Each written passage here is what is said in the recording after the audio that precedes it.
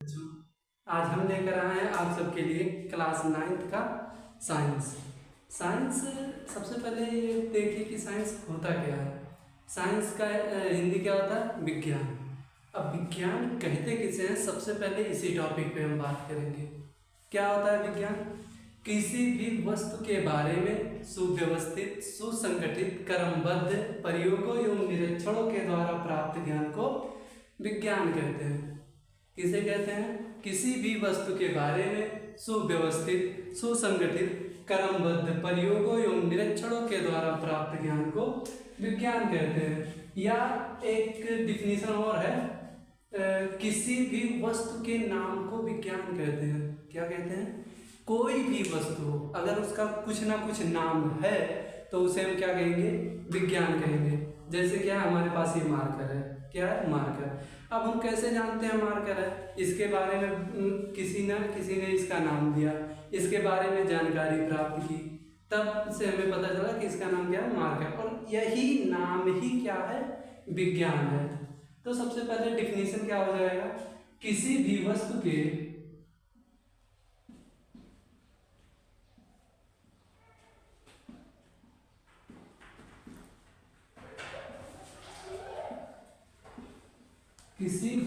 के बारे में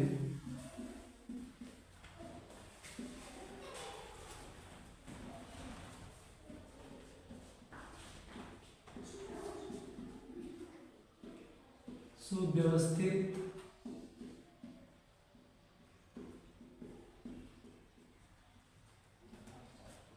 सुसंगठित,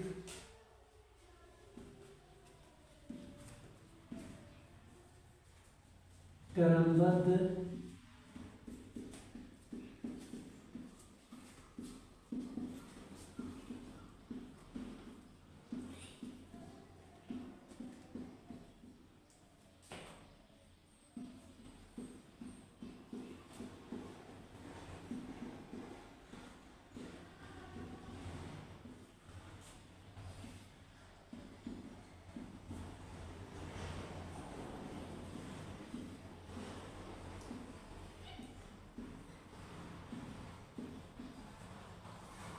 क्या हो जाएगा डिफिनीशन? किसी भी वस्तु के बारे में सुव्यवस्थित, सुसंगठित, क्रमबद्ध प्रयोगों एवं निरीक्षणों के द्वारा प्राप्त ज्ञान को विज्ञान कहते हैं। या दूसरा डिफिनीशन क्या हो जाएगा?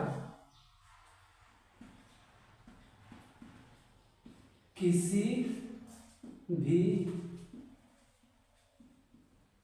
वस्तु का नाम ही विज्ञान है। दूसरा डिफिनीशन क्या हो जाएगा? किसी भी वस्तु का नाम ही विज्ञान है। तो अब हम बात करेंगे सबसे पहले क्लास 9th के फर्स्ट चैप्टर द्रव्य एवं व्यवहार से। द्रव्य एवं व्यवहार का जो पहला चैप्टर है उसमें क्या है? हमारे आसपास की वस्तुएं। हमारे आसपास की वस्तुएं। अब हम अपने आसपास की वस्तुएं के क्या बारे में, जैसे कुर्सी हो गया, मेज हो गया, पेड़ हो गया, पौधा हो गया, घर हो गया, कुत्ता हो गया, बिल्ली हो गया, ये सब क्या है? हमारे आसपास के वस्तु है। ठीक है, तो ये सब वस्तुओं के बारे में ही अब हम अध्ययन करेंगे। तो सबसे पहले वस्तु या पदार्थ। वस्तु या पदार्थ क्या होता है? पदार्थ वह जो कुछ भी स्थान घेरता है। पहला टॉपिक क्या है? पदार्थ। तो पदार्थ के बारे में हम क्या कहेंगे? पदार्थ को इंग्लिश में क्या कहते हैं? मैटर कहते हैं। क्या कहते हैं? मैटर। तो सबसे पहले अगर पदार्थ हम पढ़ेंगे तो पदार्थ क्या होता है? वह जो कुछ भी स्थान घेरती है, वह जो कुछ भी स्थान घेरती है जिसका द्रव्यमान होता है।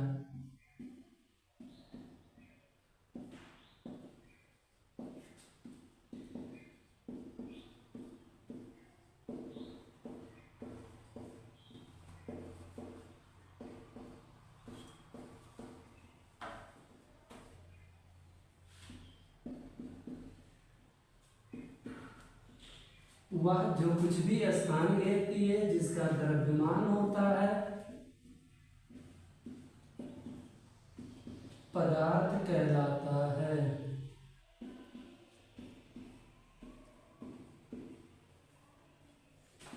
पदार्थ छोटे छोटे कणों से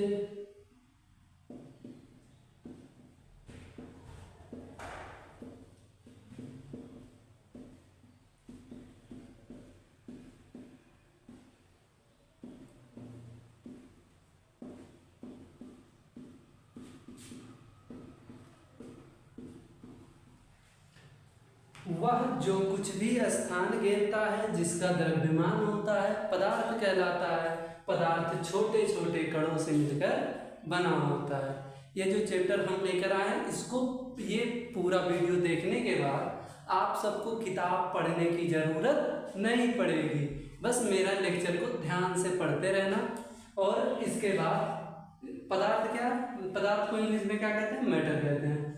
वह जो कुछ भी स्थान घेरती है जिसका द्रव्यमान होता है पदार्थ कहलाता है।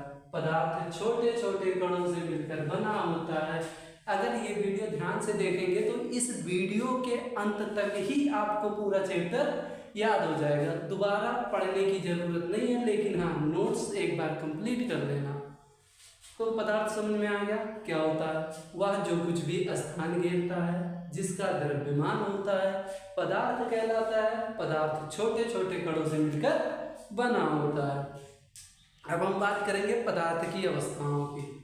अभी प्रकार नहीं पढ़ेंगे। पदार्थ वैसे तो दो प्रकार के होते हैं, शुद्ध पदार्थ और अशुद्ध पदार्थ। ये क्या पढ़ेंगे हम अगले चैप्टर में पढ़ेंगे।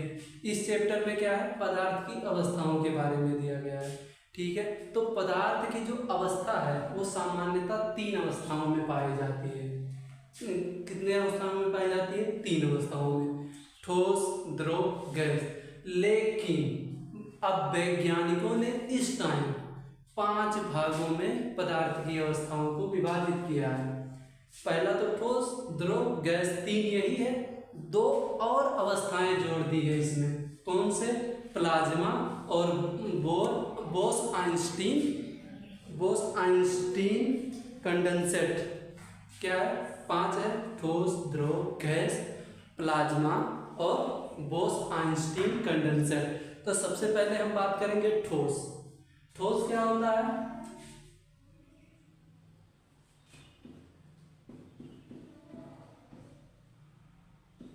सॉलिड। ठोस को इंग्लिश में क्या कहते हैं, सॉलिड।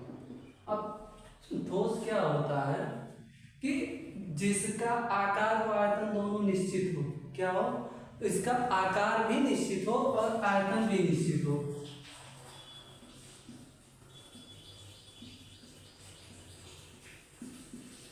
आकार को आकृति भी कहते हैं। ठीक है, जिसका आकार व आयतन दोनों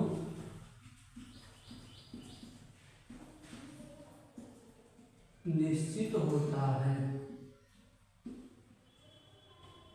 जिसका आकार व आयतन दोनों निश्चित होता है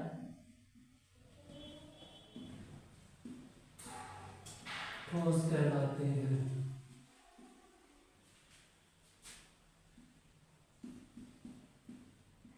ठोस कठोर होते हैं। क्या है, जिसका आकार व आयतन। आकार का बात करें तो जैसे मान लो हमारे पास क्या है, एक डस्टर है। अब डस्टर का आकार निश्चित है। अब इसको ना हम बदल सकते हैं ना ही किसी भी आकार में परिवर्तित कर सकते हैं, जब तक कि इसको काटेंगे नहीं या तोड़ेंगे नहीं। ठीक, तो इसका आकार क्या है, निश्चित है कि ये आयताकार ही है। कैसा है, आयताकार है। ठीक, और इसका आयतन का मतलब होता है यहाँ पे वजन से है कि वो कितना है। 1 किलो का है कि 50 ग्राम का है कि 100 ग्राम का है, ये तो मिनिमम 100 ग्राम का ही होगा। ठीक, तो आकार व आयतन दोनों निश्चित है, उसी को क्या कहेंगे, ठोस कहेंगे। जैसे डस्टर हो गया, कुर्सी हो गया, मेज हो गया, रबड़ हो गया। ठीक, जैसे भी लिख दे रहा हूं, जैसे क्या हो गया, जैसे हो गया कुर्सी,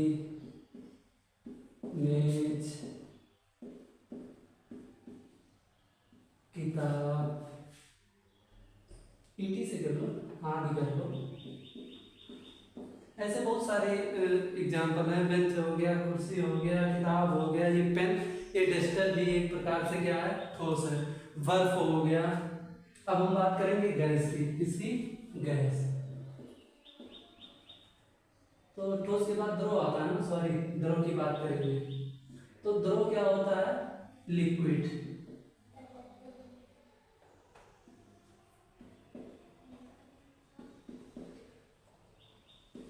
अब हम किसकी बात करेंगे? लिक्विड। बस इसमें कुछ करना नहीं है। लिक्विड में यही होता है कि इसका आकार अनिश्चित होता है। क्या होता है? आकार अनिश्चित होता है और आयतन निश्चित है। मान लो एक बॉटल पानी है, कितना है? एक बॉटल पानी है। अगर पानी को हम बॉटल में भरेंगे तो वो किसका आकार ले लेगा? बॉटल का। वही पानी गिलास में डालेंगे तो किसका आकार ले लेगा? गिलास का। अगर जग में डाल दिए तो जग का आकार हो जाएगा, बाल्टी में डाल दिए तो बाल्टी का आकार हो जाएगा। तो द्रव क्या होता है? लिक्विड, जिसका आकार बदलता रहता है या आकार अनिश्चित होता है। क्या होता है? आकार चाहे बदलता रहे या आकार अनिश्चित हो जाए। ठीक, यानी कि जैसे को देख के तैसा करना। ठीक, कि मतलब जिस रूप में जाना उसी रूप में ढल जाना। ठीक, तो इसका क्या होता है? आकार अनिश्चित होता है, आयतन निश्चित होता है। अगर 1 लीटर पानी है तो गिलास में रखोगे तब भी रहेगा, जग में रखोगे तब भी रहेगा, 1 लीटर बाल्टी में करोगे तब भी 1 लीटर रहेगा। ठीक, तो ये हो जाएगा। तो द्रव का डिफिनीशन क्या हो जाएगा? ये सरल होते हैं,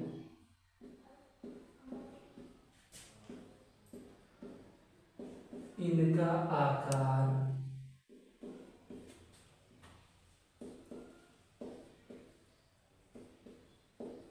अनिश्चित तथा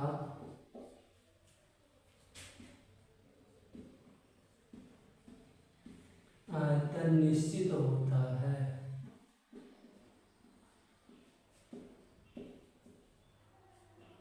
ठीक, अब जैसे की बात कर लें, जैसे में आ जाएगा जितना पेय पदार्थ है, चाहे ठंडा हो या पानी हो या दूध हो या खाने के लिए दही हो या शहद हो या जो सभी लोग अधिकतर पीते हैं, क्या नाम उसका, अल्कोहल, दारू या बियर भी हो, तो ये सब क्या है? तरल है। ठीक, जैसे क्या हो गया? पानी हो गया, दूध हो गया, दही हो गया,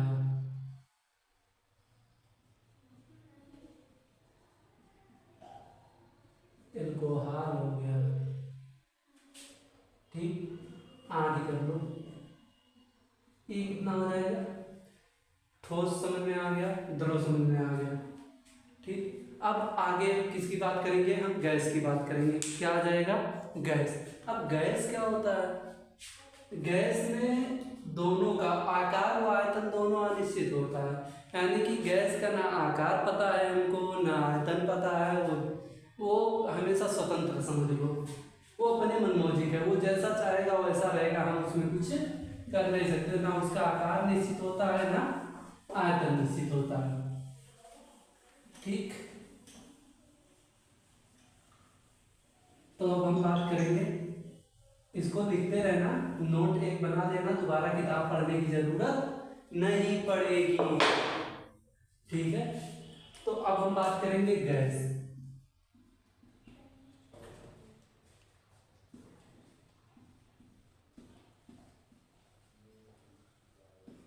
ठीक, गैस क्या होता है?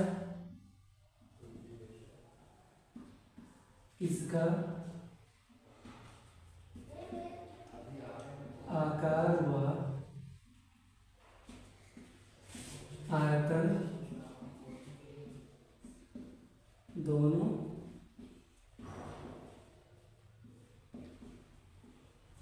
अनिश्चित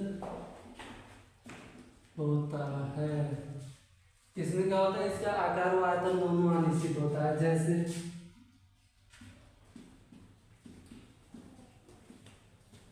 O2, CO2, चाहे ऑक्सीजन हो या कार्बन डाइऑक्साइड हो या नाइट्रोजन हो, ये सब क्या है? गैस है। ठीक, अभी हो गया ठोस, द्रव, गैस। अब जो चौथा है वो क्या है, चौथी अवस्था क्या। तो अभी तक हमने क्या पढ़ा, गैस। गैस क्या होता है, इसका आकार व आयतन दोनों अनिश्चित होता है। आकार व आयतन दोनों अनिश्चित होता है। ठोस हो गया, कार्बन ऑक्सीजन हो गया, कार्बन डाइऑक्साइड हो गया, नाइट्रोजन हो गया। ठीक, अब चौथा अवस्था क्या है हमारा, प्लाज्मा। प्लाज्मा क्या है, चौथा अवस्था। ये बायोलॉजी का नहीं, ये केमिस्ट्री का प्लाज्मा है। ठीक है, तो ये क्या होता है, यह पदार्थ की चौथी अवस्था है। इस अवस्था में कण अत्यधिक ऊर्जा वाले तथा अत्यधिक उत्तेजित होते हैं। ये जो प्लाज्मा अवस्था है ना, इसमें जो कण होते हैं, कण क्या है, चाहे अणु कहो या परमाणु कहो, तो जो कण होते हैं वो क्या होते हैं, इसमें बहुत अधिक ऊर्जा होती है और क्या होते हैं, ये बहुत अत्यधिक उत्तेजित होते हैं। अगर प्लाज्मा का डिफिनीशन देखें तो स्वतंत्र इलेक्ट्रॉन तथा आयनीकृत गैस का मिश्रण प्लाज्मा कहलाता है। मतलब स्वतंत्र इलेक्ट्रॉन, चाहे तत्व यौगिक का हो, मतलब जो इलेक्ट्रॉन होते हैं वो स्वतंत्र रूप से हो, और आयनीकृत गैस जिस पर आयन हो, जो गैस पे आयन हो यानी कि निगेटिव चार्ज जिस पे आ जाए, आयनीकृत गैसों का मिश्रण क्या कहलाता है, प्लाज्मा कहलाता है। ठीक, और जो पांचवा है, और पांचवा है, ये क्या है, Bose Einstein condensate. Bose Einstein condensate, या इसी को शॉर्ट फॉर्म में BEC कहते हैं। इसको किसने दिया, जो भारतीय वैज्ञानिक सत्येंद्र नाथ बोस हैं, वो क्या किए, 1920 ईस्वी में पांचवी अवस्था के लिए क्या दिए, अवधारणा दी या गणनाएं किए। ठीक, तो उसी गणना या उसी अवधारणा के आधार पर अल्बर्ट आइंस्टाइन ने पदार्थ की नई अवस्था की भविष्यवाणी की कि नई अवस्था भी होती है। किसने की थी, अल्बर्ट आइंस्टाइन ने। कब किया, कब किए थे, जिसे क्या कहते हैं, बोस आइंस्टाइन कंडेंसेट कहते हैं। अब इसके आगे अगला chapter. Take care, bye bye, पढ़ते रहिए, पढ़ते रहिए।